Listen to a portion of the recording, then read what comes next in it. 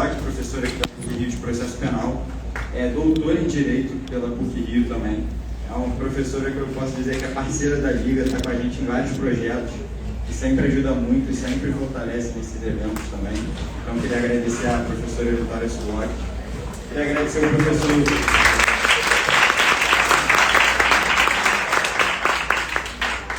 Queria agradecer ao professor Geraldo Prado também pela disponibilidade de estar aqui. É uma honra ter você com a gente. O professor Geraldo Prado é mestre e doutor em Direito pela Universidade Cama Filho, professor emérito do ENERJ, desembargador aposentado do TJ do Rio de Janeiro. Queria agradecer também à professora Mayra Fernandes por estar com a gente, grande advogada na área criminalista, na área criminal. Então, queria agradecer a presença de vocês. É muito importante para a gente vocês estarem aqui no dia de hoje. Muito obrigado. Queria agradecer também os professores da casa, o professor Carlos Raimundo, o professor Daniel Gueiros, que estão presentes aqui também, os demais professores também que estão presentes, se disponibilizaram para vir também prestigiar o evento. Muito obrigado. E por parte da Liga também queria fazer um anúncio. A gente vai fazer um sorteio de um evento ao final da palestra aqui. Então vai passar uma lista para quem quiser participar do sorteio. Sorteio bem interessante, mais para o final a gente vai contar as novidades do sorteio. Muito obrigado.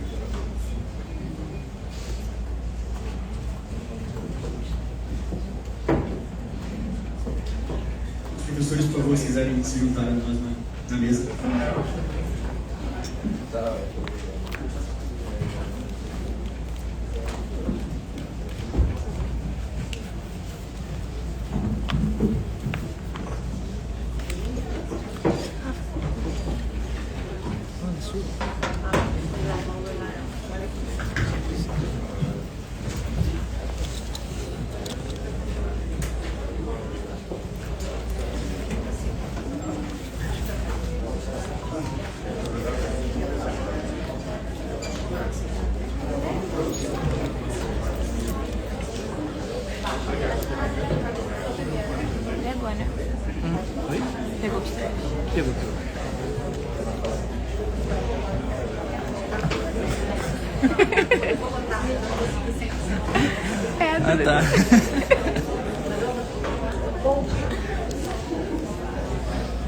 Bom dia a todas, todos que estão aqui presentes.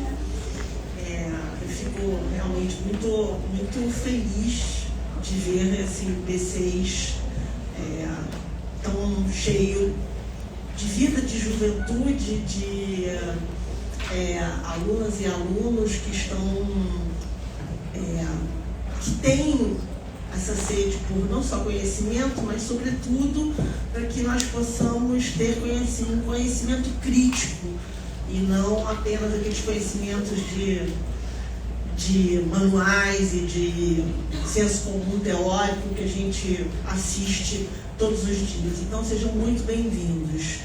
E muito feliz de reencontrar professores e professoras do interesse que vai além do processo penal, né? A questão das provas digitais, como muito bem falou a professora Gueiros, como muito bem falou também o professor Márcio em mensagens quando nós divulgamos o evento, a questão das provas digitais, para além do processo penal, onde realmente nós temos questões muito importantes. O STJ há pouco tempo tem uma decisão tratando e afirmando na decisão que se não tem como ter a comprovação daquela prova digital que entrou no processo de qualquer forma, sem que a gente possa ver a confiabilidade daquela prova, ela não pode ser usada. Então, são temas, né, que nesse mundo que vocês agora vão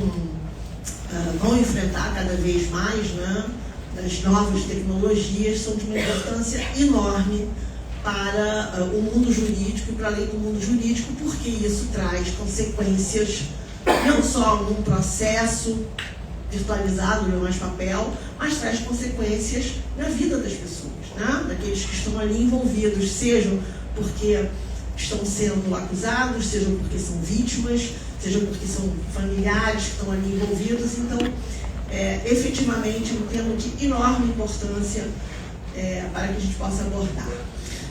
Sem mais delongas, eu vou passar, a professora Maíra já foi apresentada, vou passar a palavra para a professora Maíra, para que ela possa fazer essa exposição. Obrigada, Maíra. Obrigada, Vitória. É um prazer enorme estar aqui na PUC. Parabenizo o Lacrim pela iniciativa. Eu também fui do centro acadêmico do CA, da UFRJ. Graças a isso, inclusive, fui lá chamar o professor Geraldo para ser professor na época, porque eu adoro contar essa história. Para vocês verem como é que, e aí, a importância dos eventos acadêmicos. Eu organizei milhares desses aí também, e com isso fui bebendo na fonte de Geraldo, Juarez, enfim, e uma turma maravilhosa, e graças a isso me tornei criminalista. Então, quem sabe daqui sairão alguns criminalistas aí também. Faço votos e estarei à disposição para o que precisar. Eu vou falar de tudo, porque fica mais fácil de eu olhar o PowerPoint. A gente vai conversar hoje aqui sobre um tema super importante, que é essa admissão das provas digitais no processo penal. Vocês podem passar. Eu vou passar por vários pequenos temas, assim, o tema é muito amplo, e vou trazer algumas novidades, assim, que talvez vocês não estejam sabendo, como o uso de softwares espiões, etc. Então eu vou tentar ser breve aqui para poder falar de tudo um pouquinho. A produção de provas é super importante no processo penal, e o que acontece é o seguinte: quando eu comecei a advogar, a gente tinha muito ainda, assim, preciso dizer um pouco, tinha muita prova em papel. Hoje em dia já não mais. Hoje em dia qualquer operação não começa mais carregando pasta, entendeu? Era aquele negócio, aquele bando de boxes lá na Polícia Federal, a gente ficava depositado lá para devolver aqueles boxes de caixas e tudo mais. Hoje não mais. Hoje em dia qualquer operação criminal começa com a busca e apreensão de um celular. E a questão é que esses nossos celulares hoje têm toda a nossa vida. Toda. Tem com quem a gente fala, o que a gente procura na internet, quais são os assuntos do nosso interesse, qual é a nossa oposição ideológica, tem as nossas fotos, tem a nossa geolocalização, onde é que a gente andou, onde a gente deixou de andar. Então, absolutamente tudo. É impossível esconder qualquer coisa se alguém apreender um telefone celular.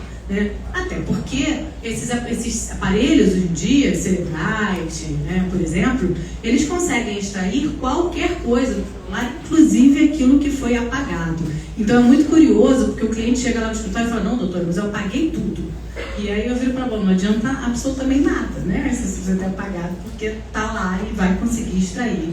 E de fato, hoje começa. E aí começa com essa busca e apreensão do celular, muitas vezes com o pedido de senha.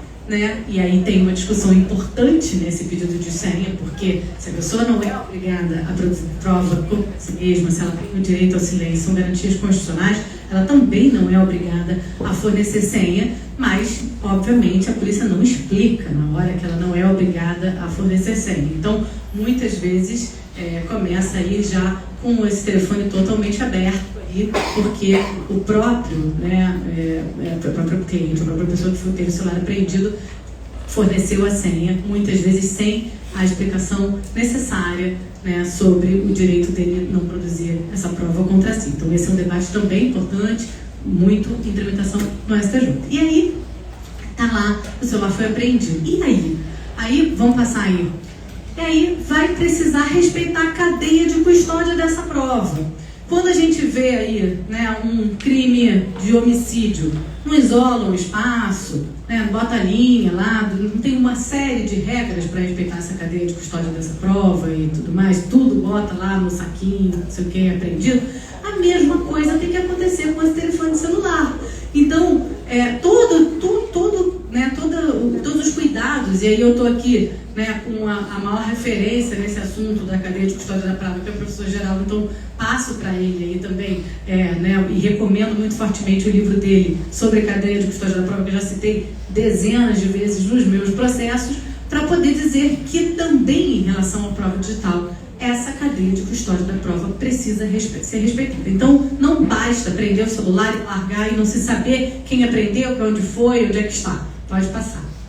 Todas as fases de etapas de cadeia de custódia previstas em lei precisam ser também respeitadas ali em relação, por exemplo, a um telefone celular, né? Então, o reconhecimento, o isolamento, né, para que não se altere. Então, para onde foi esse celular tem que ser isolado, né? A fixação, a coleta, essa é absolutamente fundamental. Qual foi o aparelho utilizado para a extração dessa informação e como foi. E esta coleta precisa ser o acondicionamento, o transporte. Eu estou indo um pouquinho rápido para poder dar tempo de falar tudo, mas isso fica aí com vocês, depois que vocês quiserem ver, né?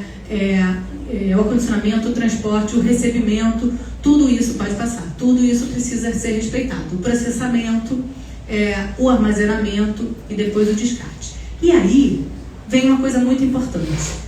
É preciso conhecer esses sistemas de extração desse material, né? E essa extração ela precisa ser completa. Na minha primeira semana de trabalho no escritório do Técio Lins e Silva, eu fui tirar cópia de um processo. E aí voltei lá, fui lá, tirei o que tinha mais importante, não sei o que, e voltei lá com a cópia. Aí ele virou para mim e falou assim: Maíra, o que tinha nesse verso aqui dessa página? E aí eu falei: doutor Técio, não era nada demais, não, era um carimbo. Aí ele falou: um carimbo de chegada no Ministério Público. Eu falei: um carimbo de chegada no Ministério Público. Aí ele falou: e se eu quiser usar o mesmo prazo que o Ministério Público usou para as alegações finais?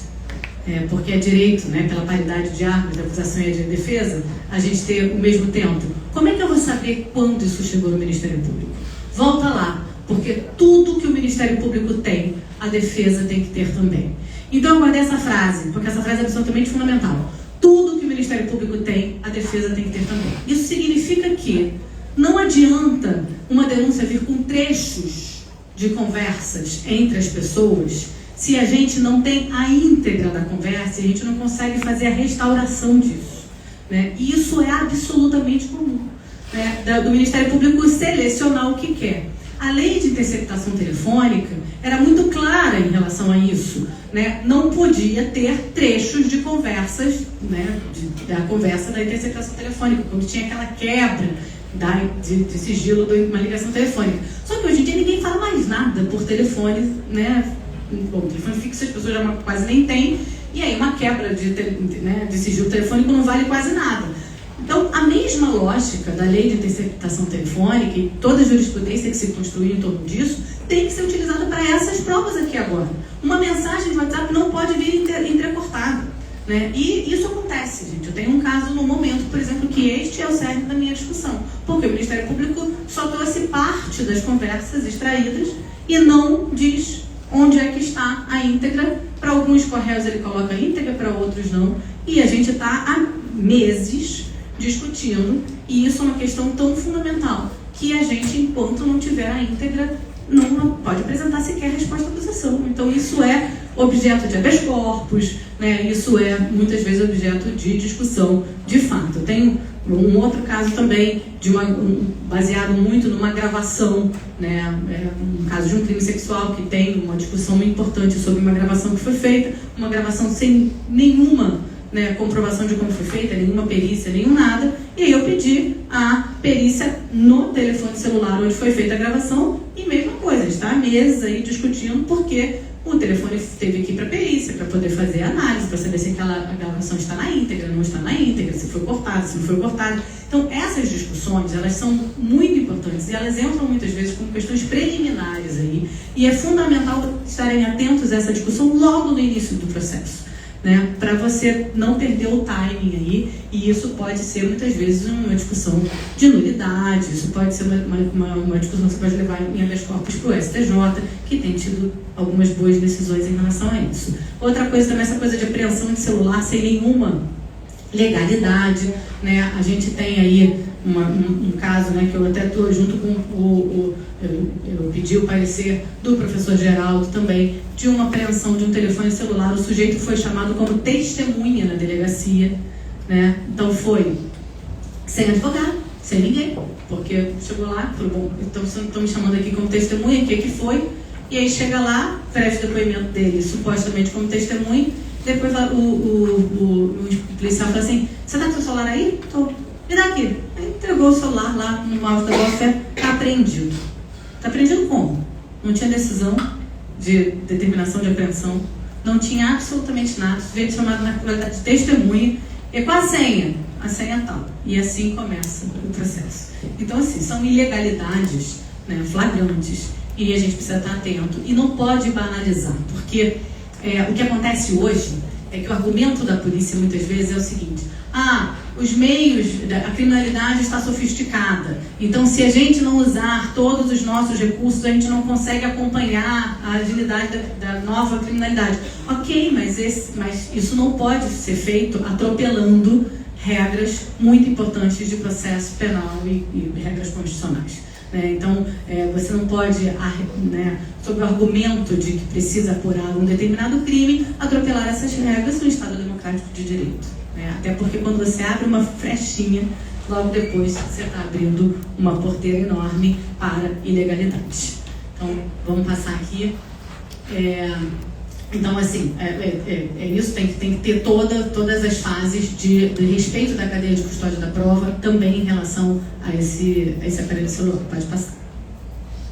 E aí, nas provas digitais, a gente tem uma palavra importante, que alguns já devem ter ouvido falar, que é esse algoritmo hash. Isso é uma identidade, né? Isso é uma coisa absolutamente importante para poder identificar, né, aquela apreensão daquele aparelho, daquela extração daquele aparelho, etc. Então, é um código, uma impressão digital, né?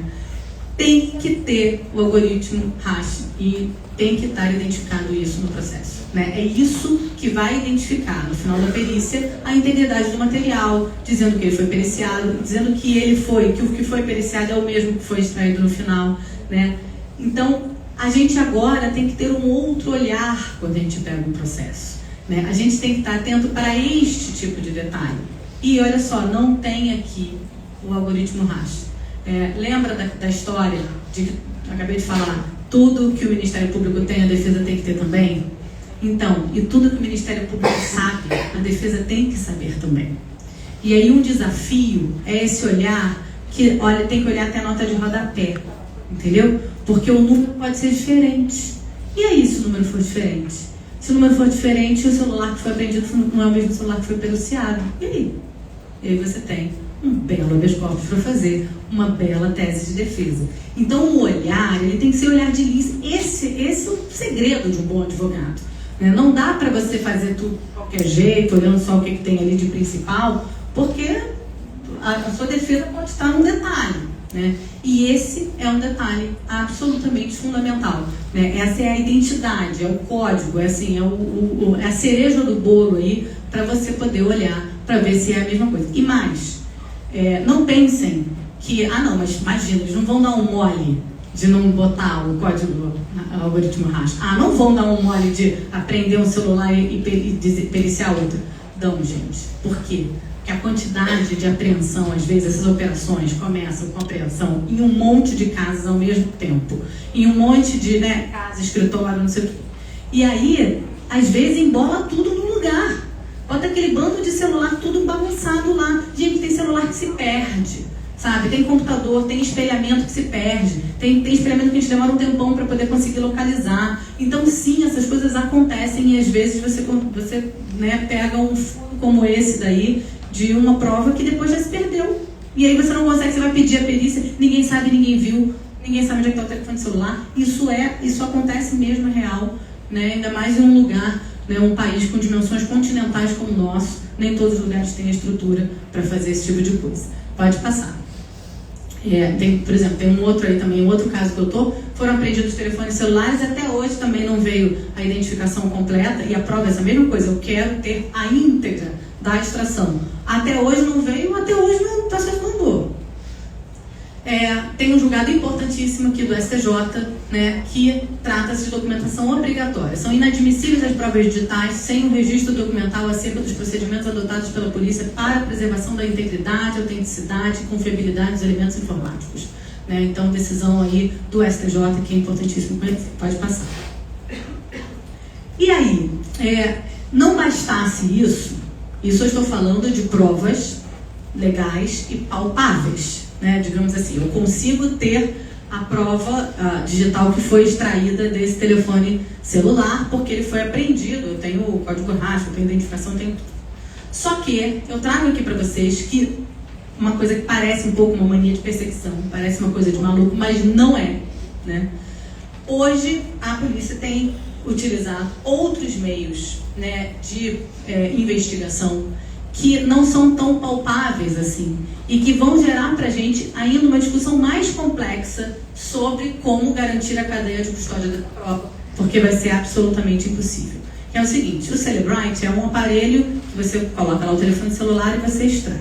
Mas existem outros aparelhos, como First Miles, como Pegasus, etc., que são aparelhos espiões. E aí o que fazem esses aparelhos espiões? Isso é assustador. Eles entram no nosso telefone, mesmo à distância, mesmo assim a gente fazer um único comando, e conseguem pegar como um vírus tudo o que tem no nosso telefone. Então está todo mundo sentado aqui assistindo a palestra, né? A gente não sabe se alguém está neste momento com o seu telefone aberto, né? Porque abre microfone, pega todas as fotos, todas as localizações, tudo que existe no telefone celular, só que à distância e sem nenhum comando. E aí você me fala assim, gente, não, no Brasil? Não, no Brasil é impossível. E aí eu vou falar para vocês, então o que acontece, pode passar, que existe uma DPF em curso, que é a 1143, que trata exatamente desse tema com o reconhecimento do Ministério Público Federal, foi o próprio Ministério Público Federal que ajuizou a ação, com o reconhecimento do Ministério Público Federal de que está sendo utilizado no Brasil sem regulamentação. Então ele pede ao Supremo que regulamente isso. Pede para o lugar errado, né? Porque não tem que ser o Supremo que tem que regulamentar alguma coisa, né? Tem que ser por lei. Existem 2 projetos de lei em autoria. Na verdade, essa ação começa, né, com uma ação, né, por omissão, dizendo que o Legislativo não tinha feito lei, mas aí vem o Legislativo e responde, não, existem 2 projetos de lei em andamento, e aí isso está lá em discussão, teve uma audiência pública no ano passado, eu participei pelo IBCCRIM, que eu faço parte, né, da coordenação de novas tecnologias de direito penal, e nós estamos muito assustados com a possibilidade de regulamentação disso, porque isso sim vai tornar absolutamente impossível qualquer preservação dessa cadeia de custódia. Porque esse tipo de aparelho, ele entra no telefone celular, ele pega tudo o que quiser, faz essas extrações e se autodestrói, né? Então funciona mesmo como uma lógica de vírus. E aí a gente não tem nem como garantir se isso foi utilizado ou não. Não à toa, vários lugares do mundo consideram esses aparelhos armas digitais, né? Então tem vários, assim, são softwares maliciosos mesmo, né, no hacking governamental. Pode passar. Vários países do mundo têm discutido isso, né? A Alemanha chegou a criar um novo preceito fundamental sobre isso, né, na confiabilidade dos sistemas informáticos. A gente precisa confiar minimamente que essas coisas garantam minimamente a nossa privacidade para a gente poder utilizar uma questão dessa, e fixando parâmetros muito rígidos para a utilização dessas armas digitais. Então, de fato, em casos de terrorismo, em casos de crimes muito mais graves, porque senão acontece uma mega banalização dessa utilização. E acontece, gente, assim, basta ver que aqui, né, a pouquíssimos passos de distância, no Rio de Janeiro mesmo, um colega nosso, advogado, estava sendo investigado com escuta no seu telefone celular pela polícia, sem nenhum fundamento, porque ele não era alvo de nenhuma investigação dele próprio, e aí a fundamentação, quando se descobriu, era de que ele advogava em uma favela com tráfico de drogas. Então, bom, se essa for a regra, né, nós, advogados criminalistas, estaremos investigados o tempo todo com a nossa privacidade do nosso telefone celular, né, que, claro, como nós sabemos, quebra aí o respeito da privacidade de advogados do cliente, né, por qualquer caso. Então, isso é real, e aí a utilização disso, né, o mundo inteiro tem discutido a utilização desse tipo de aparelho para jornalistas, para questões políticas, para caramba, assim, muito essas questões de defensores de direitos humanos, né? Então, nós tivemos várias denúncias internacionais de utilização desse tipo de aparelho. No Brasil, inclusive, foi utilizada por aquela BIM paralela, né, na época do governo Bolsonaro, foi utilizada pela BIM paralela para investigar ativistas, jornalistas, etc.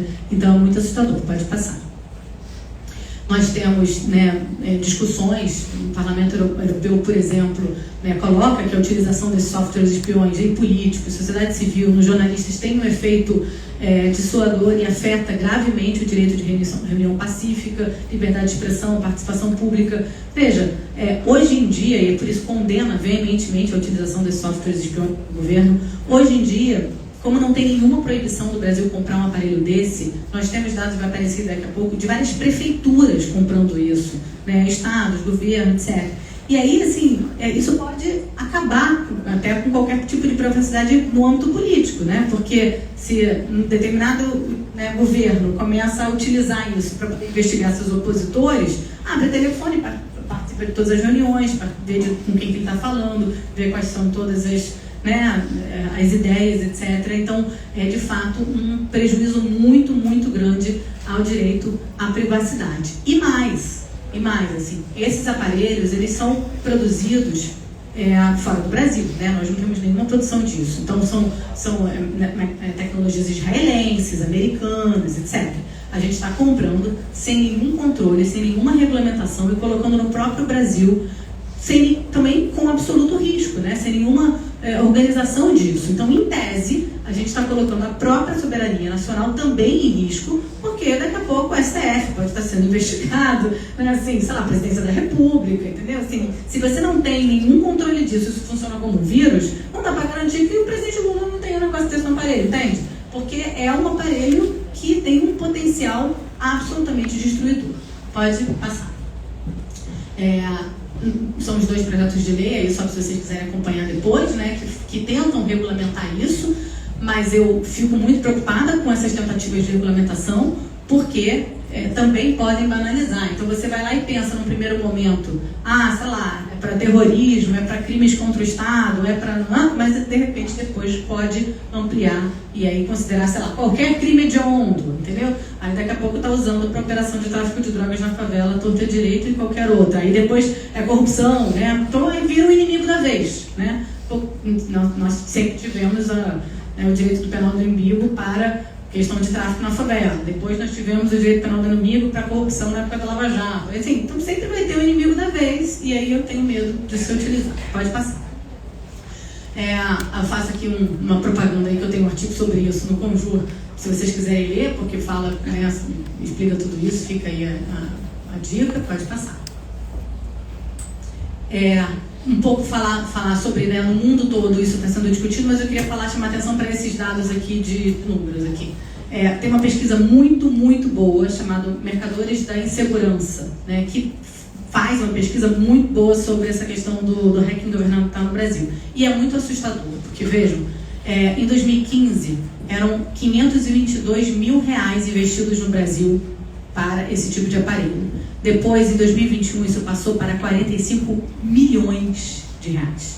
Então, imaginem quantos aparelhos existem desses de softwares espiões sendo utilizados no Brasil hoje para terem sido gastos 45 milhões de reais. A nível federal, se observa uma evolução também, né, gigantesca para 54 milhões 555 mil reais em 2020, com um decréscimo em 2021, mas acredito que também possa ter voltado a subir depois nos anos seguintes. Então, isso é real, não é uma história. Nós estamos utilizando sem saber quem está utilizando. E aí fica muito fácil, por exemplo, a polícia utilizar um negócio desse, aí é o tal do phishing expedition, só que em nível hard, né? Porque aí você vai lá, fica monitorando o cara, esse cara aí tem coisa, não, então vamos lá, vamos ficar monitorando, alguma hora vai aparecer. Aí quando aparece, ele arranja uma outra desculpa qualquer para poder utilizar e não necessariamente vai dizer que teve essa informação por um software espião, entendeu? Porque sabe que pelo software espião vai ficar difícil de garantir a preservação da cadeia de custódia da prova, e aí qualquer defesa vai questionar. Mas se ele arranja uma outra desculpa esfarrapada qualquer, ele vai lá e vai acabar conseguindo o alvo que ele quer. Isso é muito comum acontecer. Aliás, eu tenho um caso também, e aí vou caminhando para o final, que eu atuei de uma organização super bacana, né, jovem, que teve uma série que, né, faz denúncias na internet, teve de militância de direitos humanos, teve vários celulares, pedido de quebra de vários celulares, né, e aí uma lista gigantesca na delegacia, que tinha os telefones celulares, de fato, dos organizadores dessa ONG, e vários outros que eles falaram: Maíra, a gente não faz a menor ideia de que telefones sejam esses. E tinha lá no pedido de quebra aquele bando de telefone. Então não duvido que a conta de telefone que a delegacia queria lá conseguir a quebra, sabe-se lá por quê, e aí embutiu lá no pedido de quebra, entendeu? E foi deferido, né? Então, assim, o caso chega pra gente com a determinação de quebra de um monte de telefone que eles nunca tiveram e não fazem a menor ideia de que telefone é. Pode passar. Aqui são tendências futuras na legislação brasileira relacionadas às provas digitais. Nós temos projetos de lei em andamento também, eu vou passar bem rápido só para vocês saberem que existe, né? Tem muita discussão. O Código de Processo Penal discute isso, né, Geraldo? Assim, o projeto traz uma série de novas previsões em relação a isso. Tem projetos de lei específicos, pode ir passando, porque eu vou falar de vários projetos de lei aí, sobre a admissibilidade da prova digital, né? Então, requisitos exigindo a disponibilidade dos metadados, a descrição dos procedimentos de custódia, um tratamento suficiente para verificação da sua autenticidade. Só que, assim, são discussões que estão a passos de cágados, entendeu? Elas não estão andando com a velocidade da utilização dessas provas. Então, o fato é que a gente está com um trem em andamento tentando discutir essas novas legislações. Pode passar. Então, vários. Assim, na verdade, só para não gastar tempo, eu vou deixar aqui para vocês poderem ver que tem, assim, por exemplo, se na coleta da prova, se na coleta da prova digital judicialmente autorizada houver um encontro fortuito de dados relacionados a fatos diversos, esses deverão ser remetidos como notícia-crime ao órgão de investigação, porque isso também acontece, é doidado, você está investigando um determinado aparelho, e de repente começa a descobrir outro. Isso na Lava Jato aconteceu muito, esse alegado, né, encontro fortuito de provas, mas isso tem que ter uma ordem também de uma instauração de uma nova investigação, né, também com diretriz, não pode ser uma bagunça. A questão da infiltração de agentes na investigação em rede de dados também, isso é super importante. A gente tem uma realidade de fato, hoje no Brasil nós temos essa, né, dark web, e mais do que, né, deep web, dark web e etc.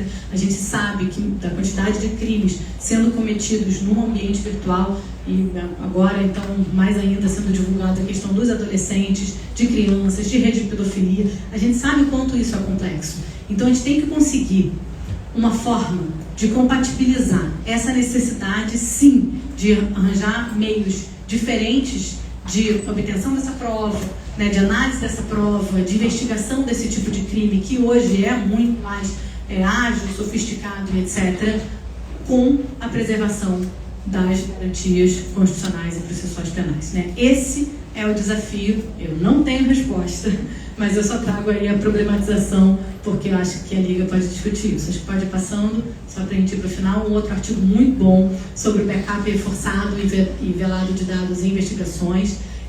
Também uma outra coisa que está acontecendo, assim, muitas vezes as investigações pedem a quebra de um sigilo na própria nuvem. E isso está sendo uma discussão também no momento, né? A Apple já se negou a entregar, que é essa questão do sujeito ficar sendo investigado em tempo real, com tudo que ele manda para a nuvem, enquanto ele está usando o aparelho. Porque uma coisa é você conseguir obter a informação quando você está com o aparelho na mão. Agora, outra é você ter a investigação acontecendo em tempo real enquanto a coisa está lá na nuvem. E o nosso dia a dia, tudo que a gente faz, a foto que a gente tira, etc., acaba indo também para a nuvem, né? Então, essa é uma discussão muito importante também. Pode passar. Outro projeto de lei, pode passar, eu acho que a gente chega numa última observação. Essa vocês já devem saber, a discussão sobre print de celular extraído sem metodologia adequada. Essa é fácil. A quinta turma tem a indecisão, né, nesse sentido de que não vale, né, não basta o print. Então fica aqui a dica para quem não conhece, quando acontece, sei lá, crime, vamos para uma coisa mais dia a dia, né, uma difamação, uma injúria nas redes sociais. Isso acontece, cuidado, porque hoje em dia as pessoas acham que a internet é uma terra sem lei, né? Elas não têm coragem de falar o que falam, né, na rede social para frente da pessoa. Não vai chegar na frente da pessoa e falar assim, isso, aquilo outro, gente que nem conhece, né? Que às vezes nunca viu, às vezes é que alguém famoso, etc. E aí, mas na rede social se acha, né, super dono de si e capaz de fazer isso. E aí, o que faz em relação a isso? Porque isso pode desaparecer. Tem que fazer uma certificação digital. Existem plataformas como a Verifact, por exemplo, que você consegue fazer isso de uma forma muito mais barata do que uma ata notarial, que era o que a gente fazia aí antigamente. Mas a certificação digital garante os metadados disso. E vários outros meios também de prova. Por exemplo, uma vez eu precisei mostrar que uma determinada foto tinha sido tirada no dia tal, hora tal, país tal. A foto não tinha sido tirada no Brasil, tinha sido tirada na França. E aí eu consegui, com uma comprovação de uma análise de metadados, mostrar dia, hora, local que aquela foto tinha sido tirada. E isso foi fundamental para a defesa do meu cliente. Então fica aí a dica de mais um meio de prova importante. Pode passar. Aqui, a STF anula provas obtidas a partir de dados preservados em contas na internet sem autorização judicial, né? Então também decisão do ministro Gilmar, né, que apenas os registros de conexão que consistem em informações relativas à data, hora de uso, duração e endereço de IP podem ser solicitados pelo Ministério Público ou pela polícia sem ordem judicial. De resto, ele não pode ter acesso indistintamente a todos os e-mails, a todas as informações, se não tiver uma autorização judicial para tanto. Pode passar. Acho que com isso eu deixo aqui os meus contatos, agradecendo a atenção de vocês, me colocando à disposição. Eu tentei fazer um pupurri aí de temas no momento, mas como vocês veem, a gente tem um desafio tanto aí pela frente para poder acompanhar. Antigamente, eu confesso, era um pouquinho mais fácil. A gente só tinha um papel ali para poder fazer, eventualmente, uma perícia grafotécnica, né? Hoje em dia, a gente tem desafios muito maiores, mas vamos em frente. Muito obrigada pela atenção de vocês.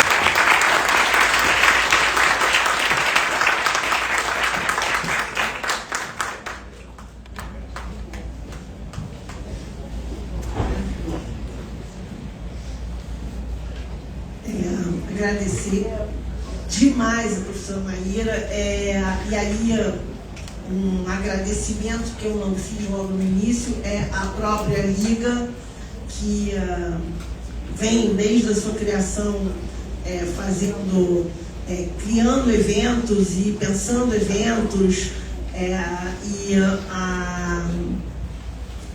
agradecer muito a Liga por este evento, né? Faço uma pessoa da Amanda, também aqui na nossa mesa, membros da Liga. Realmente a gente vê a qualidade que os membros da Liga vêm imprimindo, né, nesse pensamento crítico no processo penal, no direito penal, e agradecer demais a Maíra por essa palestra assim, excelente e que levanta para os alunos muitas e muitas questões, e que os desafios estão aí lançados para vocês também.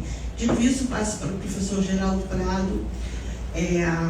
Ouso dizer, né, hoje, né, já de algum tempo, mas o maior conhecedor, o maior jurista com conhecimento nas questões de provas digitais e cadeia de custódia de prova, que ele inicia já com o parecer lapidar de Geraldo Prado, há muitos anos atrás, que é usado num caso concreto, e que foi o que trouxe para essa discussão, firmou essa discussão no Brasil, a da cadeia de custódia de prova.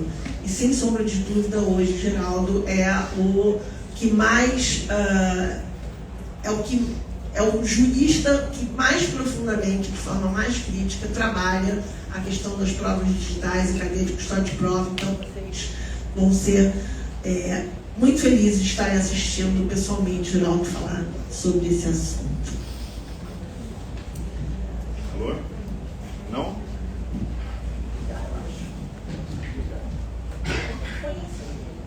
Isso assim, tá com pouca bateria. Tá com pouca bateria. Por isso tá falhando. Foi agora? Foi agora? Foi. Não, acho que... Não. Alô? Ah, foi. Só tem que estar mais perto. Peço desculpas, é porque eu vou ler o texto e eu não consigo ler e segurar o microfone ao mesmo tempo. Então já começo pedindo desculpas. Meu cordial bom dia. Minhas primeiras palavras são de agradecimento à Liga Acadêmica. É sempre um prazer estar na PUC. Meu filho Ele se formou em Direito pela PUC. Meu afilhado está aqui na plateia assistindo também, é colega de vocês. Eu tenho a felicidade de ter convivido, de continuar convivendo com várias pessoas do meu círculo mais próximo, acadêmico, que estudaram aqui, que são professores aqui. Daí que um convite da Liga, Felipe, Amanda, Felipe, são 2 Filipes, né? Alexandre, um convite da Liga, ele é sempre muito bem recebido. Às vezes não para de imediato, como aconteceu, mas podem ter absoluta certeza que voltar à PUC me enche de alegria. Como eu disse, eu vou ler o texto, mas antes eu queria contar 3 pequenas histórias, porque essas histórias também têm um caráter afetivo que para mim é muito valioso. Eu tenho aqui, eu compartilho essa mesa com 2 queridas amigas professoras e advogadas, com as quais eu também convivi numa condição de desorientador.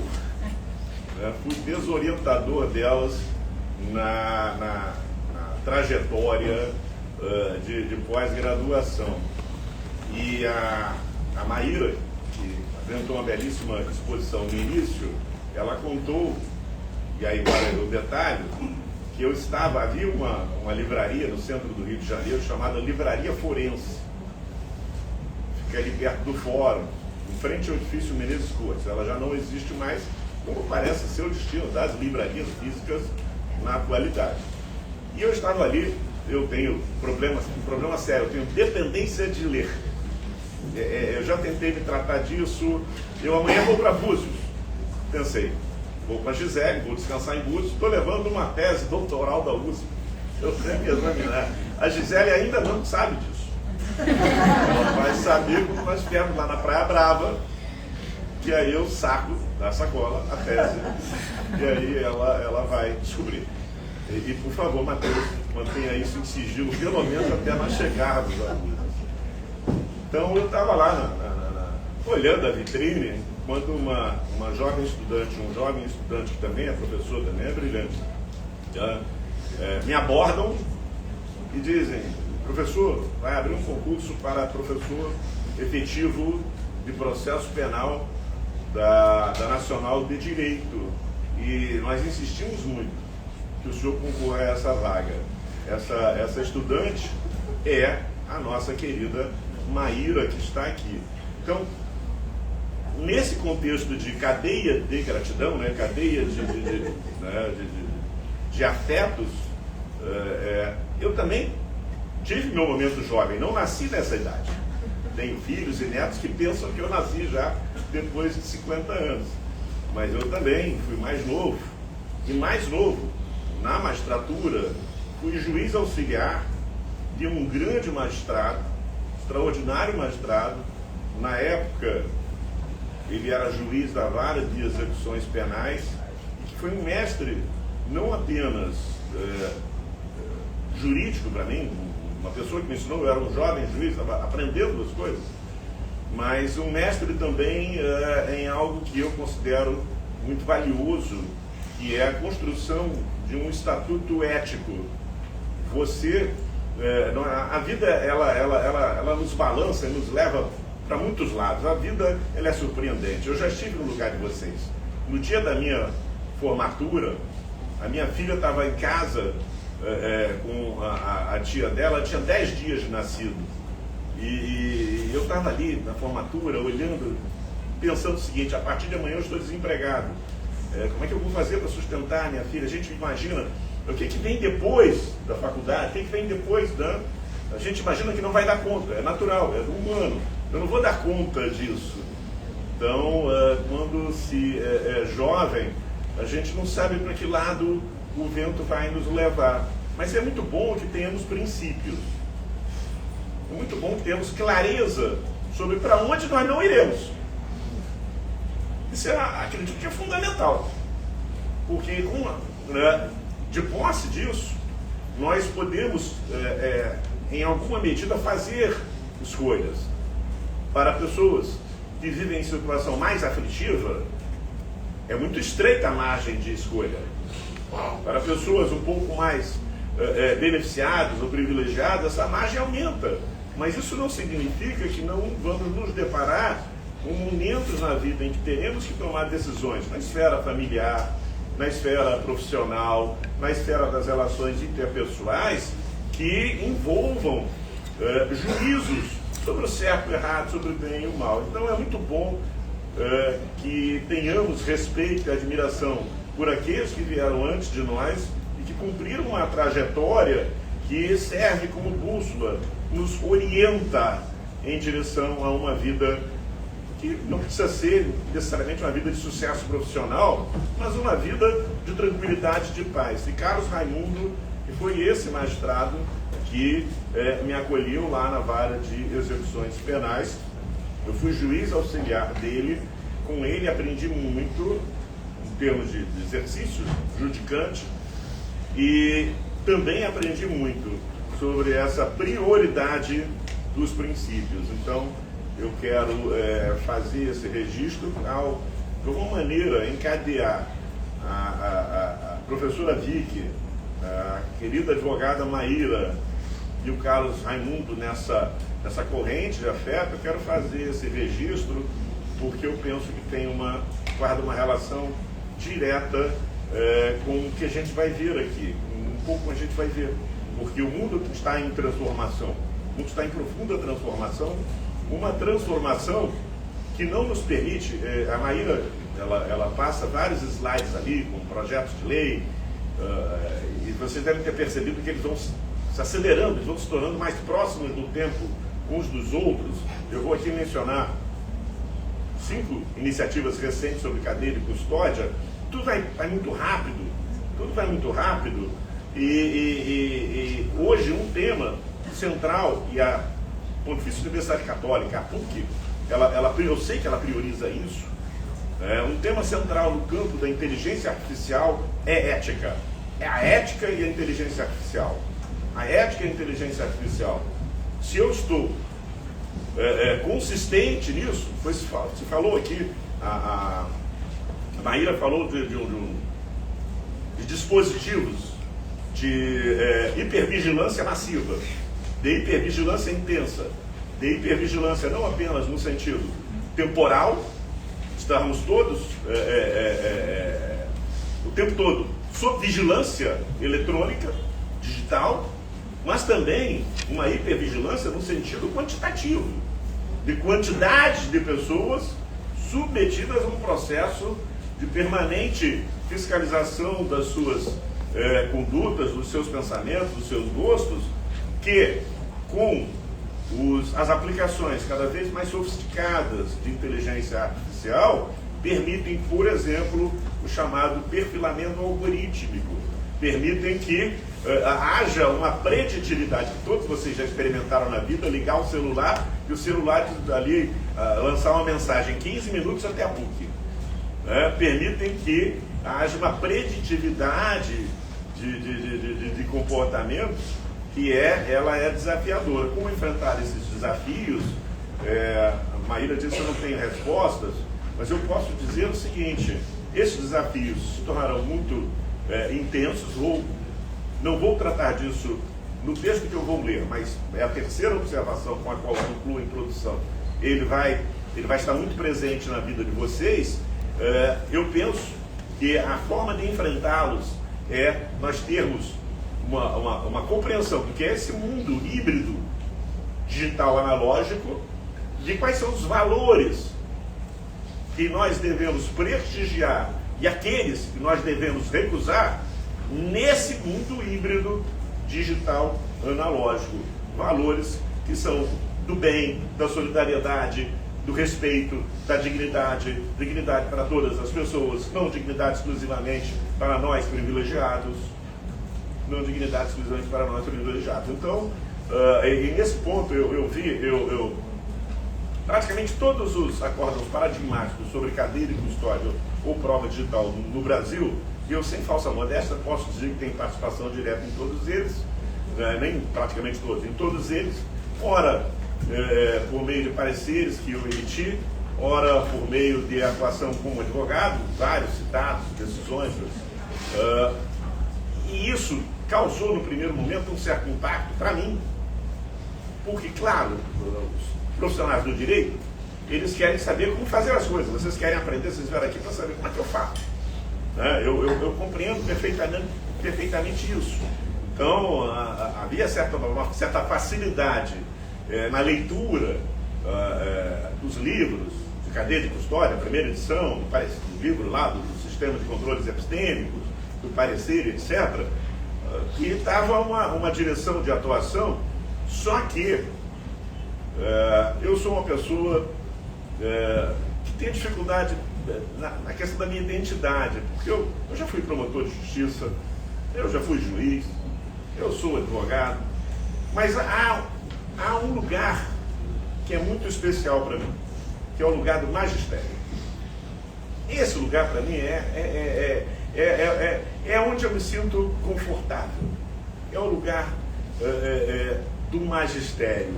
E quando eu observei o uso que estavam dando ao trabalho que estava sendo feito, eu entendi de editar uma segunda edição do Cadeia de Custódia, que primeiro explicava filosoficamente do que eu estava falando. Apontava, tinha que ter um capítulo na segunda edição que é dedicado, Carlos Raimundo, à história do corpo de delito. E que eu começo abordando essa noção de corpo de delito no direito romano. E atravesso esse caminho todo. Mas principalmente, como nós estamos lidando com esse universo, que é um universo altamente tecnológico, em determinados momentos, eu introduzi a discussão ética nesse campo digital. Para minha surpresa, não é tão surpresa, porque eu vi que nós temos uma afinidade intelectual muito grande. Uma das obras que eu cito é a do Eugênio Gucci, Incerteza, um ensaio. Esse livro é da Vicky, estava aqui na mesa.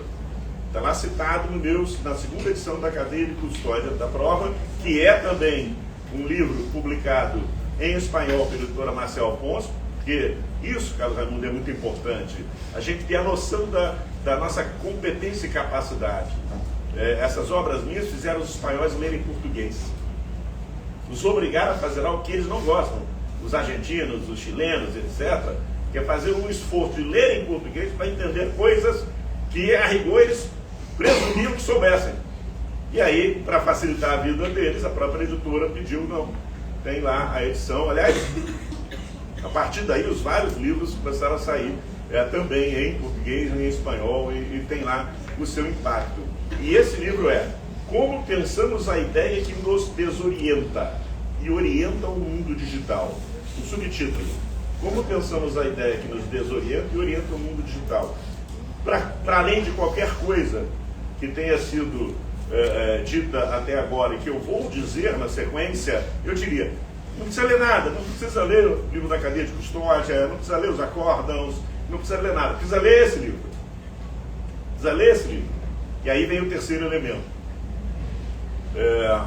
Durante 5.000 anos, que é mais ou menos esse tempo de constituição da nossa civilização, nas mais variadas culturas, havia uma espécie de forma de transmissão do conhecimento. Nesses 5.000 anos, a tendência era que as pessoas mais velhas das sociedades transmitiam aos mais novos o conhecimento que era também muito produto da experiência e que, embora produzido pelo mais velho, era uma espécie de conhecimento novo.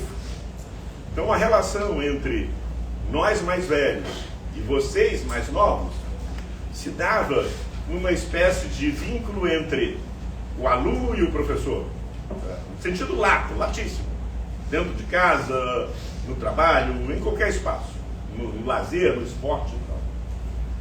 O que vai acontecer no final do século XIX para cá, com a revolução da física e o desenvolvimento da lógica e da matemática, é algo muito diferente. A geração que muda o paradigma de conhecimento no mundo na década de 1920, é uma geração de meninos. Werner Heisenberg tinha 23 anos, o Schrödinger tinha 25 anos, o outro tinha 21 anos. Os professores deles eram Einstein e Niels Bohr, todos bem mais velhos. E esses professores ficaram enlouquecidos olhando assim, mas esses garotos, eles estão falando coisas doidas, mecânica quântica, indeterminação. Eles estão nos dando eles não estão só mudando a física, eles estão mudando o mundo. E nós não conseguimos compreender. Einstein morreu sem conseguir compreender e aceitar a ideia do salto quântico. Ele se recusava. Vocês todos conhecem a famosa expressão dele: Deus não joga dados. Ele dizia, não é possível que não consigamos determinar. Porque como é que um elétron salta de uma órbita X para Y? Ele não pode sair da órbita X e aparecer na Y e a gente não saber. Mas é que nós ignoramos isso. E o Heisenberg disse para ele, nós não ignoramos, nós não temos condição de saber. Porque se nós desenvolvermos qualquer instrumento capaz de detectar isso, o elétron muda de posição de novo. Ele muda novamente de posição. Vejam, eu estou falando de Einstein, estou falando de Niels Bohr, os pais da mecânica quântica. Tá? Essa mudança, ela está aqui na sala de aula, ela está aqui nesse auditório. Sobre o tema da digitalidade, vocês sabem muito mais do que eu, a Maíra, a Vicky e o Carlos Raimundo. Inverteu-se a lógica, a ordem das coisas. Vocês, meus netos, eu tenho uma neta que tem 17, vai fazer 17 anos, eu tenho um neto que vai fazer 14 anos. Eu preciso que ele me explique determinadas coisas do funcionamento dos dispositivos digitais. Isso é importante em que medida? Isso é importante na medida em que o conhecimento antigo, ele é um suporte indiscutível, mas ele não consegue, ele é viciado. A minha maneira de ver as coisas, a minha maneira de ver o processo penal, ela está viciada pela minha experiência como advogado, juiz, promotor de justiça, professor de processo penal. Vocês não estão viciados por isso. Não é espantoso para vocês ver o que o TikTok faz, o que o Instagram faz, se o Apple atualiza o seu sistema da noite para o dia e diz, olha, agora você pega uma foto, se estiver insatisfeito com quem está atrás da foto, você apaga essas pessoas, vocês simplesmente apagam as pessoas que estão atrás da foto. Vocês não se perguntam como é que isso é possível, porque isso vai naturalizando e cada um de vocês vai introduzindo na própria vida elementos tecnológicos. Cada um de nós hoje tem recursos, tem acesso a recursos tecnológicos que vão se introduzindo no nosso corpo. Esse vai ser um problema para vocês da cadeia de custódia da prova. Esse vai ser um problema sério. Eu estou trabalhando hoje com a ideia de uma hipervigilância que é determinada estritamente por mecanismos digitais que não são sujeitos a nenhuma supervisão humana. Um marca-passo, por exemplo. Um marca-passo que o médico tem o controle da condição do paciente para poder exatamente intervir na hipótese de uma alteração extraordinária da saúde, do funcionamento do coração, e que pode ser usado, por exemplo, numa investigação criminal para determinar a localização daquele sujeito e estabelecer se o álibi ou a tese acusatória são verdadeiras ou não. Essas coisas vão entrar na vida, já estão na vida de vocês de um modo muito especial. Daí, tem minha querida colega, professora Gueiros, que é professora de trabalhos aqui, daí que eu recebi um convite do Conselho Nacional de Justiça, dia 26, agora de maio, eu faço uma conferência com todos os juízes criminais do Brasil sobre cadeia de custódia da prova. Quando ela me fez o convite, eu disse, mas por que só os criminais? Aí a juíza lá, em nome do ministro Barroso, não, tem a cadeia de custódia, não, olha só, Eu não estou preocupado com o que está mais no celular. Da mesma maneira que a Maíra disse que ninguém usa linhas convencionais para falar ao telefone, para se comunicar, para combinar o que quer que seja, né? Cada vez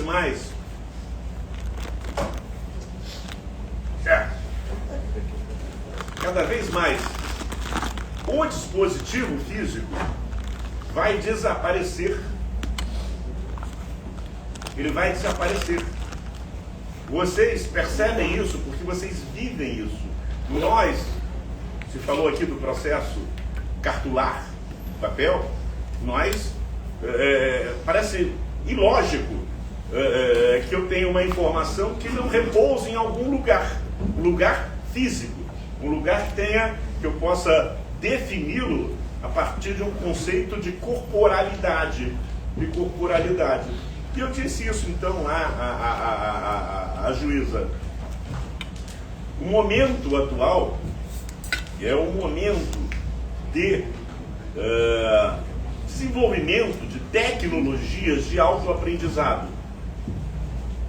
Vocês todos já ouviram, todos conhecem inteligência artificial. O momento atual é o momento em que as tecnologias aplicadas, envolvendo tudo na nossa vida, vão dispensar cada vez mais a interferência do humano. Eu colocar na agenda o telefone do Carlos Raimundo, ou tirar uma foto do meu afilhado. A relação entrada e saída, input, output, cada vez mais vai ser automatizada, independentemente da nossa intervenção humana. E esse conjunto de informações que não existem no mundo físico, no mundo palpável, ele vai ser relevante em todas as áreas da vida e, naturalmente, em todas as áreas do direito. Uma luta constante no âmbito do direito do trabalho, minha mulher é desembargadora do trabalho, magistrada do trabalho, é a tentativa das empresas de fazerem um controle quase que orwelliano, né? George Orwell, 1984, da vida do seu funcionário. Há empresas que usam um controle de cliques no teclado. Para saber se o sujeito está atuando ou não, quando está atuando ou deixando de atuar. A cadeia de custódia da prova é um dispositivo pensado para assegurar a autenticidade e integridade de informações. Cadeia de custódia da prova de um homicídio: assegurar a integridade e a autenticidade da informação extraída de um cadáver. Cadeia de custódia que envolva, hoje nós chamamos, elementos de interesse digital. A denominação mais comum é essa. Tá? São as soluções digitais. Cadeia de custódia das provas relativas a elementos digitais envolvem técnicas que visam, que tem um objetivo, que é o de assegurar a autenticidade e integridade daquelas informações. Mas para eu assegurar a integridade e a autenticidade dessas informações, eu preciso ter acesso a elas.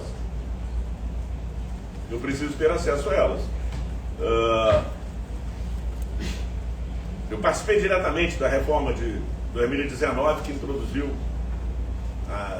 as regras de cadeia de custódia no Código de Processo Penal. Não havia maturidade ainda naquele momento. As regras estão no artigo 158A, F do Código de Processo Penal. Não havia maturidade ainda naquele momento para tratarmos do tema da prova digital.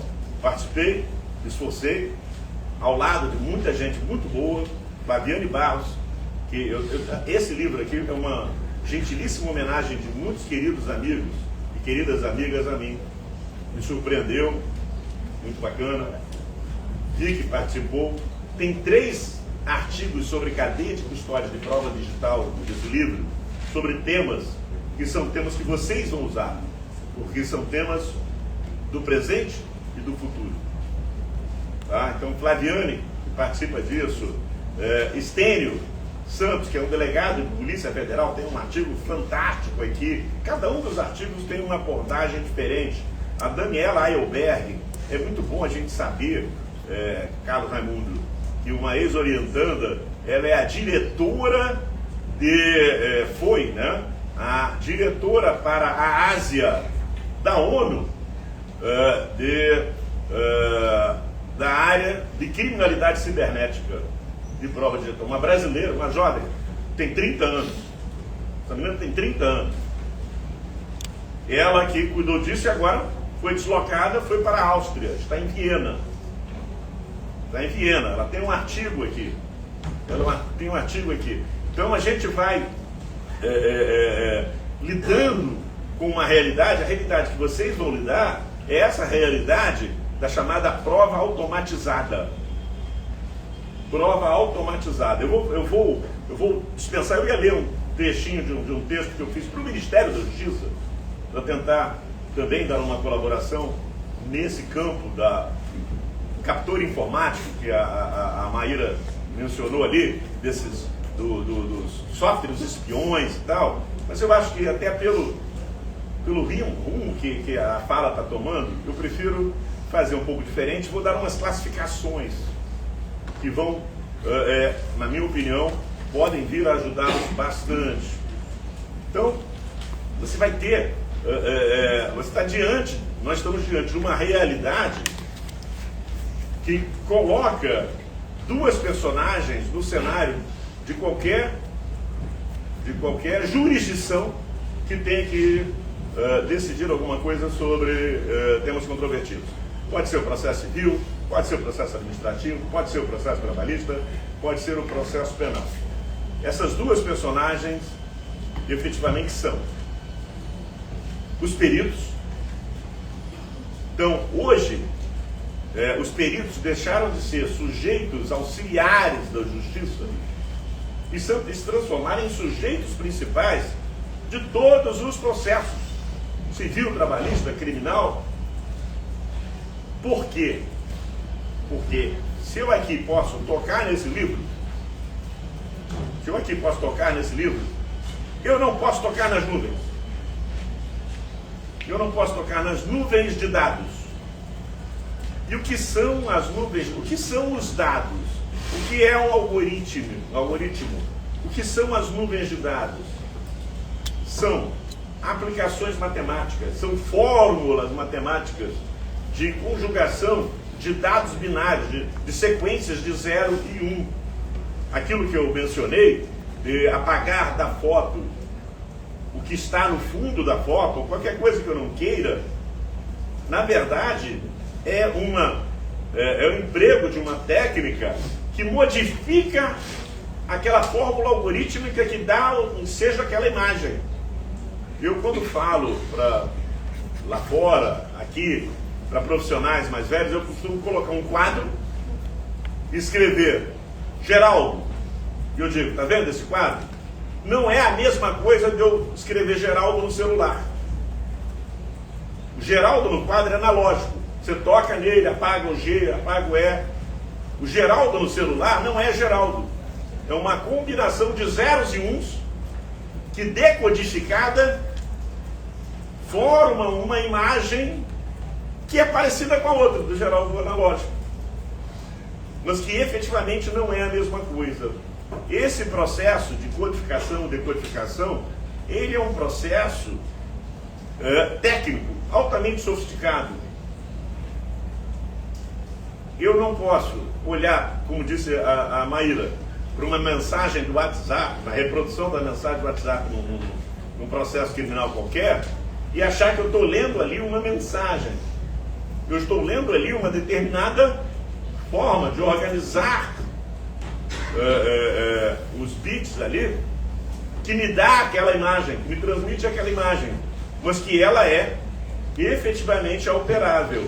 No texto que eu escrevi para o Ministério da Justiça, eu alertei, olha, hoje esses chamados softwares espiões, que nós já temos.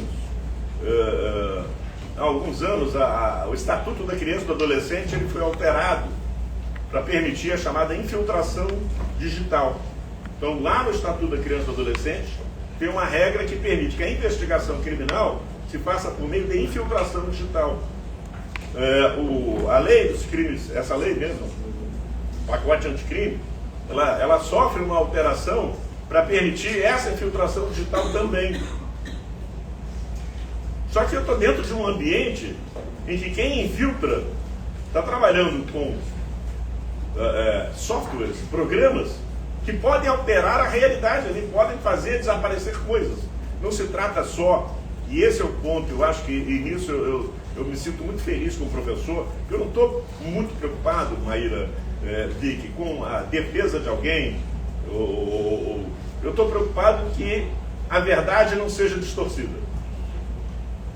Que a verdade não seja distorcida.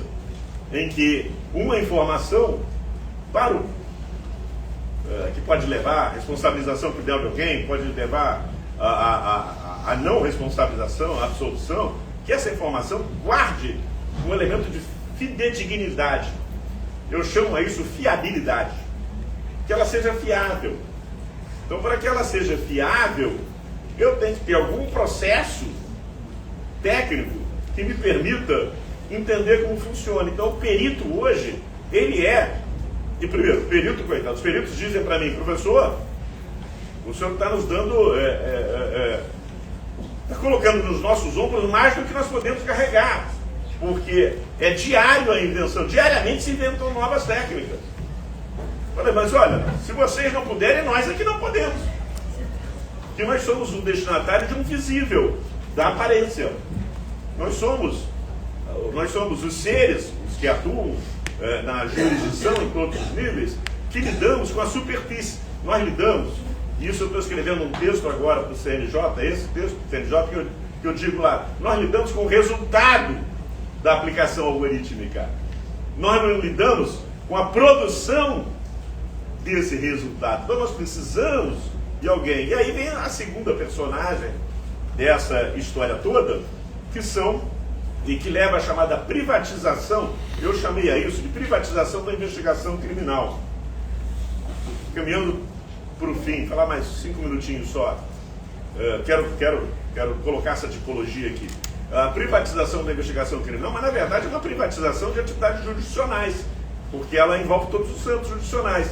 Porque os donos desses softwares e das plataformas, dos mecanismos de armazenamento, porque, só para esclarecer, nenhum dado fica na nuvem, tá? Eles ficam em lugares físicos. Quando a gente fala nuvens, a gente está dizendo, não estão arquivados exclusivamente ao nosso dispor.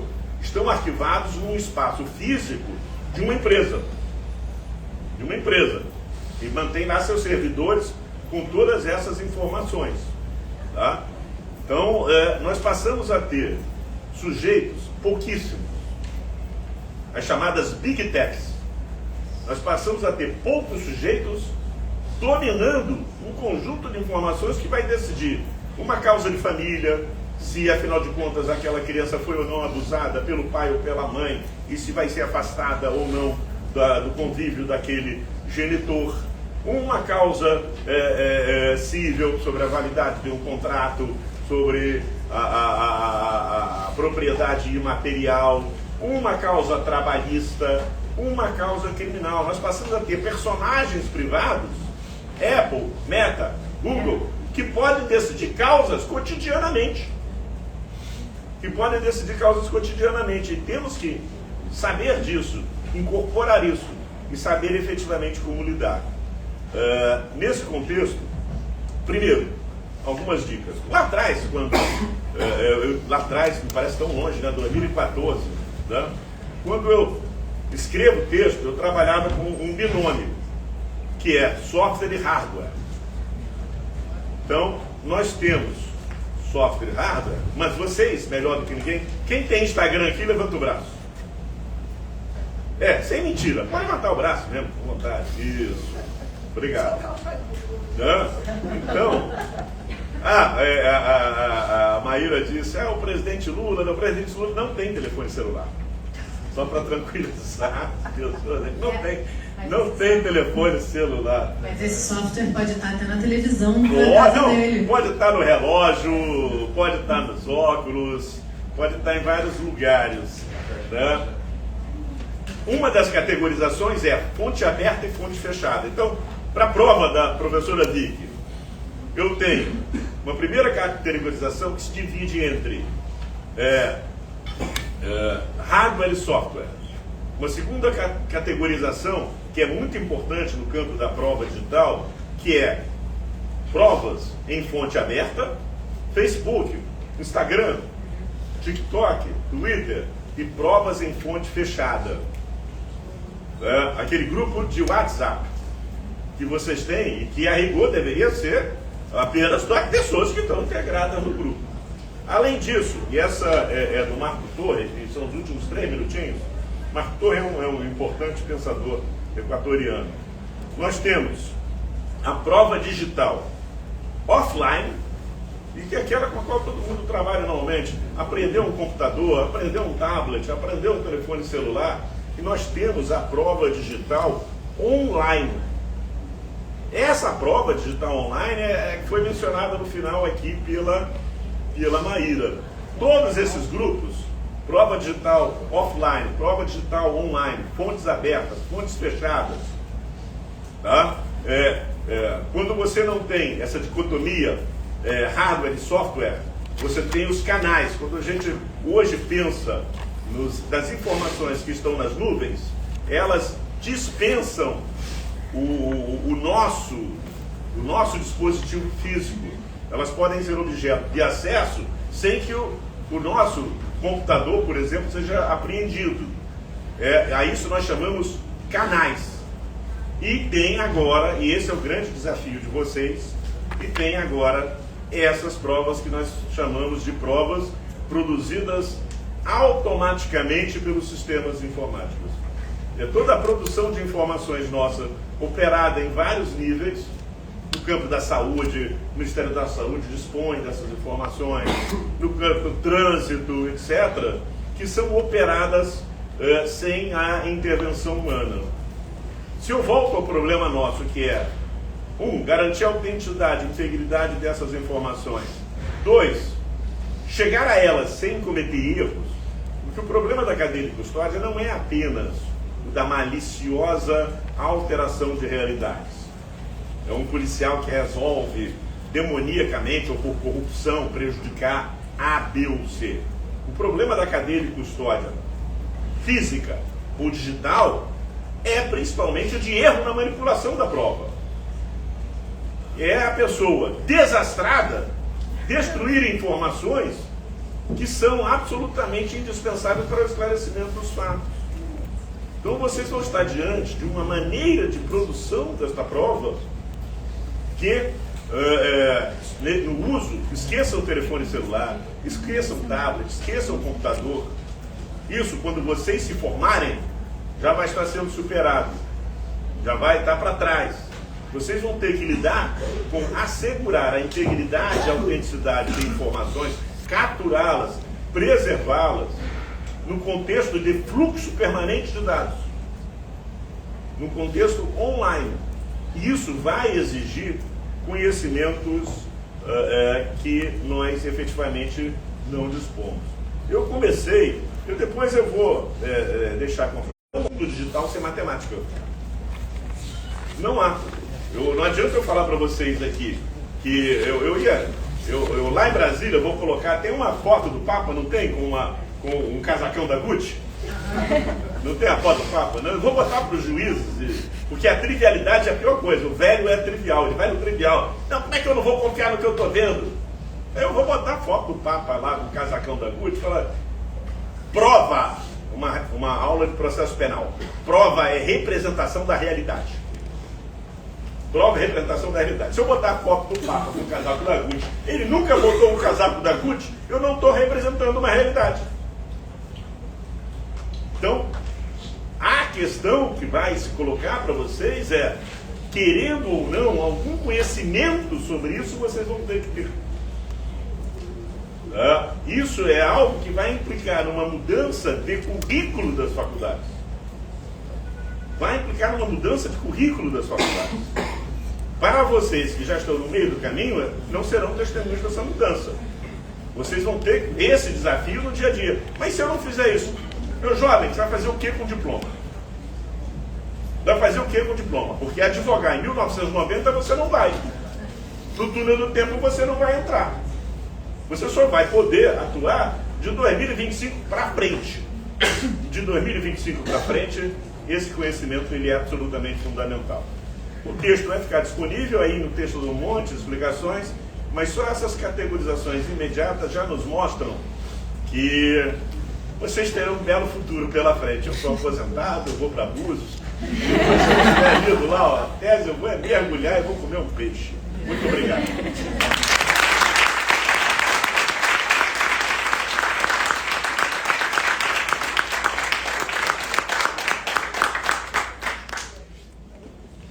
Alô, Geraldo, de ficar falando aqui mais e mais e mais, até ir a Búzios.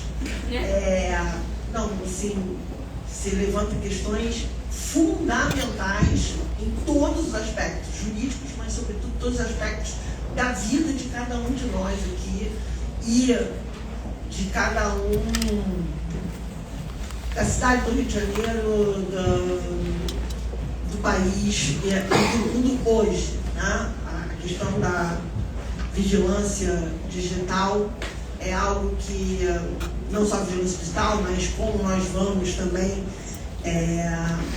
perceber as representações do que é real, né? Se a gente for pensar então no deepfake, por aí vai, acho que a gente fica então mais agoniado ainda. Eu ultimamente ando preferindo não Búzios, mas terra, assim, que eu ponho a sementinha, eu vejo a sementinha crescer. A Vicky, não sei se com vocês, alunos e alunas, ela faz isso. Você te manda uma mensagem para ela e responde 3 dias depois. Fica aquela setinha só de um, né? Nunca entram 2, você fica ali, você olha toda hora, você olha, mas não tem.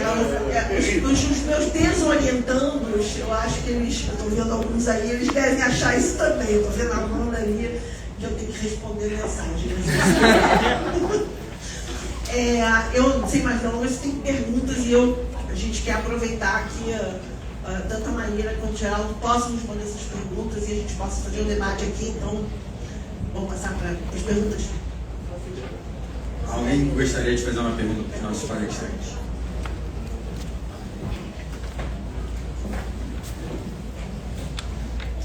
Bom dia, eu queria primeiramente agradecer a brilhante fala dos professores, agradecer a presença de vocês. Eu sou ex-presidente da CRIM.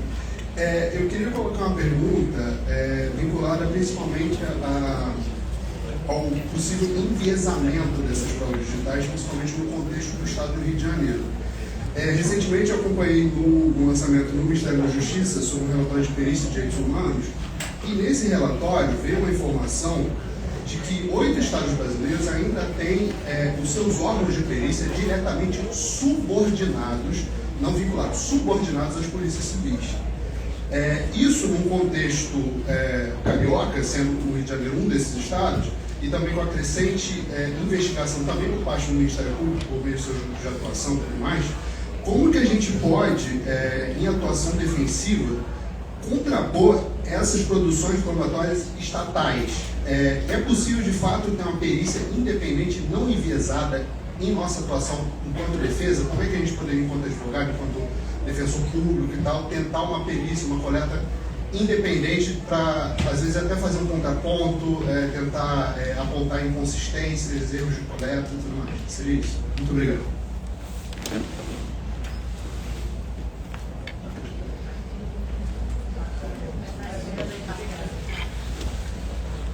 Uma ótima pergunta. Então, muito difícil porque a perícia não é independente. Então, não é por vários aspectos, né?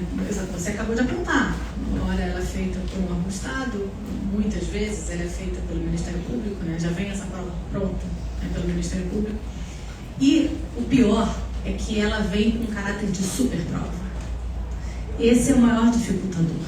Porque, como é um argumento técnico, né? E nós, do direito, somos leigos para isso, né? O Geraldo, né, na palestra dele, chamou muita atenção para isso. Então, o juiz torna aquilo ali absolutamente verdadeiro. Entendeu? Então, questionar essa prova, de fato, é muito difícil. O que, como advogada, eu passo aqui para o Geraldo complementar, mas o que eu, como advogada, faço muito é contratar perícias particulares, né, quando o cliente pode pagar. Evidentemente, isso é um dificultador, porque não são perícias baratas, né, porque são perícias técnicas, etc. Então, assim, não são baratas. Quando o cliente pode pagar, é o melhor dos mundos, porque aí você consegue contratar uma perícia para contrapor aquele laudo. E é impressionante, porque muitas vezes o perito fala, bom, isso está errado de cima a baixo, né? Assim, errou em todos os pontos aqui, justamente na garantia da fiabilidade dessa prova, né? Então, não dá essa prova, não tem nenhuma fiabilidade por causa disso. Começa a apontar um monte de erros no caminhar dessa situação, né? A gente tem o caso que eu mencionei para vocês, de que não houve a extração total das mensagens, né, pela perícia, pelo Cerebrite, a gente não consegue fazer essa restauração, a gente só tem trechos das mensagens. Nós pedimos e estamos batalhando, e nós já fizemos isso várias vezes, e agora estou aguardando decisão judicial, nós pedimos para ouvir o perito que participou da extração. É um perito do Ministério Público. Eu quero ouvir esse perito em audiência. Mas aí o juiz no primeiro momento indeferiu, aí a gente fez embargo de declaração, né? Aí a gente reiterou agora, aí mudou o juiz, a gente reiterou o pedido, tentando explicar, olha só, eu preciso entender como foi feita, para mim, é importante para mim a prova, né? Eu entender como foi feita essa extração, e entender por que, por exemplo, que não tem esses elementos. Onde é que teve a falha nesse caminho aí? E aí é a falha que o professor Geraldo apontou tão bem, né? De fato, essa prova fica imprestável quando ela não vem completa, e eu não sei se ela foi alterada ou não. Se eu não tenho uma íntegra da prova, como é que eu consigo garantir que ela não foi integralmente construída, né? Alterada, etc. Né? Fora o óbvio, né? Se você não tem a prova inteira, você não tem o diálogo. Por exemplo, para dar um exemplo qualquer, se o sujeito viria e falar assim, faça isso, e a resposta seguinte está, não vou fazer, eu preciso dessa resposta que está dizendo, não vou fazer, entendeu? Então, de fato, assim, este é o problema. O que a gente consegue fazer muitas vezes é contratar, existem vários bons peritos aí, várias empresas e tal, mas elas não são baratas. Então, isso torna muitas vezes proibitivo para quem não pode pagar. Perdão, seu nome é? Como é seu nome? João. A Defensoria Pública do Rio de Janeiro, ela tem o UNIDEF, já falou aí, né? Que é o Núcleo de Investigação Defensiva da Defensoria Pública do Rio de Janeiro. O UNIDEF, ele tem lá colaboradores como o Antônio da Chase, mencionado por ela, que toca. Hoje, o que a gente tem feito do ponto de vista acadêmico e o que tem feito em outros lugares do mundo de maneira muito concreta, tem se trabalhado a noção de paridade de armas digital. Existe um negócio que está aqui no texto, não falei para vocês, isso é o que a gente chama hoje de constitucionalismo digital. O constitucionalismo digital, diferentemente do constitucionalismo tradicional, ele não se constrói necessariamente a partir de textos constitucionais.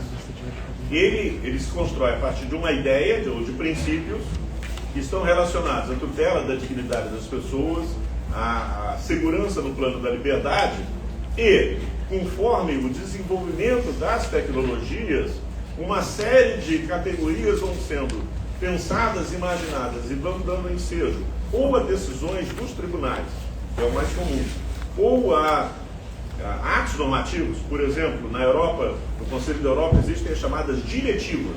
Nós temos várias diretivas que tratam desse tema no Conselho da Europa, que vão estabelecer, olha, o que é o domicílio digital? O domicílio digital é um domicílio que anda com a pessoa. Enquanto o nosso domicílio é um lugar fixo, num território específico, o domicílio digital, ele é o domicílio que eu carrego comigo, por exemplo, quando eu carrego o aparelho de telefone celular. Existe a identidade digital, existe uma série de direitos digitais, existe uma série de garantias, entre elas é a da paridade de armas digital. Então, nesse campo da paridade de armas digital, dois caminhos vão se mostrando. A Corte Interamericana de Direitos Humanos, ela tem decidido no sentido de que a atividade pericial tem que ser independente. Então, por exemplo, o que eu sugiro à Ordem dos Advogados que questione a dependência da atividade pericial estatal aos órgãos de investigação. O enviesamento, ele depende...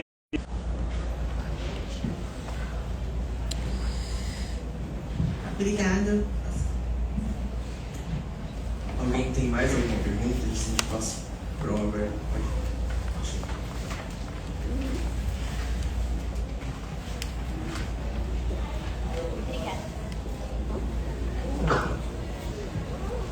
Bom dia, muito obrigada pela palestra, foi muito elucidativa, principalmente quando a professora Suoc comentou, né, um tema que a gente vê muito em sala de aula, né, um tema novo, e eu fiquei pensando mais nas provas digitais que são criadas por inteligência artificial. Se tem algum mecanismo que já é utilizado no processo penal para identificar essas provas, porque como o professor Geraldo Prado comentou, é uma violação da realidade, né, uma criação de uma realidade que é estranha ao processo e à verdade real. Obrigada. Posso? Eu não sei se vocês certamente tiveram notícia de que há coisa de 2 semanas, numa segunda-feira, Portugal e Espanha ficaram sem energia. Um blackout completo. Esse sistema de fornecimento de energia de Portugal e Espanha é um sistema totalmente automatizado de distribuição de energia. Então a atuação humana é meramente supervisão. Esse foi o maior problema para consertar tudo. Porque já que tudo foi para baixo, ninguém sabia o que estava acontecendo. Então eu tenho ali, vamos supor, uma hipótese levantada, que aí entram as teorias da conspiração. Foi um ataque hacker. Quase um ataque hacker dos russos, né? Foi um ataque hacker dos russos. Uma hipótese possível é o hackeamento. Realmente, o hackeamento pode deixar grandes áreas sem energia. Então, hoje o que se pergunta, o que se pensa é o seguinte: numa situação como essa, que tenha interesse, por exemplo, criminal, né, que eu tenha que ter uma intervenção processual penal, como eu posso lidar? A Maíra falou ali, você tem mecanismos invasivos que invadem e desaparecem, né? Como eu posso lidar efetivamente com isso? Não, a única resposta, tem 2 períodos, eles são dois grandes pensadores do campo da prova digital, no âmbito da perícia, que eles dizem isso. Eu esqueci o nome deles, que são nomes, acho que são egípcios eles. A gente está sempre correndo, qual é o seu nome? Carol. Eles falam, eles que são os caras de ponta, tá? Eu faço algumas referências aqui no texto, algumas pessoas de ponta também, tá? Eles dizem o seguinte: a gente está sempre correndo atrás da tecnologia que invade. Então, isso é bom, isso é muito ruim, né? Porque a gente fica numa situação de incerteza, mas isso é bom para a gente desfazer uma certa noção de que investigação criminal e processo penal podem nos dar resultados absolutos, podem nos levar a verdades reais ou a verdades absolutas. Né? Isso reforça aquela transformação, aquela grande mudança paradigmática que eu mencionei do início do século XX, de que a noção de verdade hoje é probabilística. E o que nós temos que saber é o seguinte: qual o nível de probabilidade que nós estamos dispostos a aceitar para determinar responsabilidades no tocante a isso. Nesse exemplo que eu dei, que eles estão lá investigando, né? Para o público externo, uma hipótese é que houve lá um problema na França e que aquilo acarretou o desligamento. Vamos supor que tenha havido uma ação criminosa. Como a tecnologia ela vai estar correndo atrás do que é a tecnologia empregada para a atuação criminosa, a gente vai nunca chegar a um nível de certeza absoluta. Mas talvez não seja necessário chegar a esse nível de certeza absoluta, mas eu tenho que ter um padrão mínimo que seja alto para evitar compreender como criminosa uma ação acidental, por exemplo. Isso vai envolver necessariamente o que há uma autora para o futuro, para vocês, ela se chama Serena Quattrocolo. Serena Quattrocolo, 4 com 2 T's. É uma autora italiana, Serena Quattrocolo. Ela está dedicada exclusivamente a isso. Serena Quattrocolo.